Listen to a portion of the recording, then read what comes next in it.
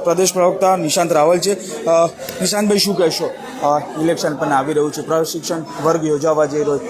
હવે ઇલેક્શનમાં શું ફાયદો થશે કોંગ્રેસને? નહીં, બિલકુલ અમે રાષ્ટ્રીય પાર્ટી છે, રાજકીય પાર્ટી છે, તો ઇલેક્શનની ચિંતા તો અમારે પણ કરવાની હોય, પરંતુ ક્યારે પણ ભારતીય રાષ્ટ્રીય કોંગ્રેસ ચૂંટણીલક્ષી પાર્ટી દેશની આઝાદીના સમયથી અમે રહ્યા નથી। અમે જનતાલક્ષી પાર્ટી છે અને એટલે જ જનનાયક રાહુલ ગાંધીજીને લીડર ઓફ ઓપોઝિશન બને માત્ર 1 વર્ષ થયું હોય અને 1 વર્ષમાં આ ભારત સરકારે જે યુ ટર્ન કરવા પડ્યા, આ જ ભારત સરકાર જાતિગત જનગણના માટે ના પાડતી હતી, બૂમો પાડીને ના પાડતી હતી, પરંતુ જનનાયક રાહુલ ગાંધીજીનો અવાજ બુલંદ થયો અને એ વાત માનીને આજે ભારત સરકારને પણ જાતિગત જનગણના કરવાની વાત કરવી પડતી હોય તો આ રાહુલ ગાંધીજીની જીત છે। અમે તો બિલકુલ કહીએ છીએ, સરકાર તમારી, સિસ્ટમ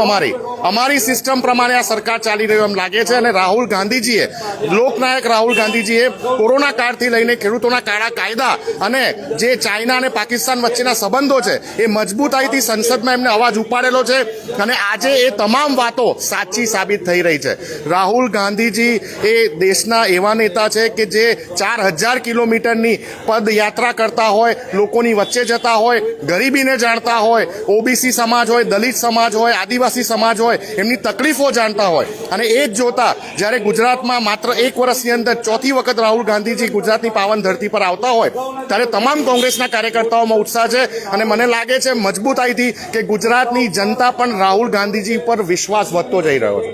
બિલકુલ, લોકોની જનતા એટલે કે જે